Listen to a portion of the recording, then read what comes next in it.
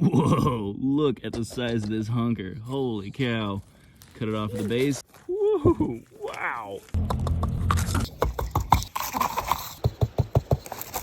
Look at all these morels. I'm going to show you how I deep fry squash blossoms and morel mushrooms. These are stuffed with a mixture of ricotta cheese, caramelized shallots, and jalapenos, along with some Parmesan. A batter made of cornmeal, all-purpose flour, and some porcini powder. Get it nice and coated. Go down with the squash blossom, go down with the morel.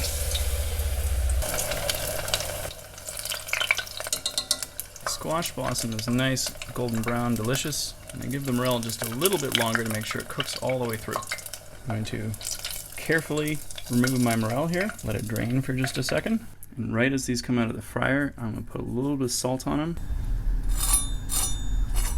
Whoa, look at these morels and these squash blossoms. That is some tasty stuff. For the squash blossom, I'm going to dip this in a really simple marinara. Let's give this squash blossom a taste. Mmm. Wow, that's creamy, savory, crunchy. That's so good. Next, I'm gonna try this crispy stuffed morel.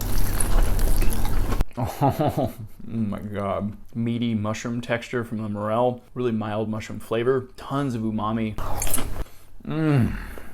That is just out of this world good.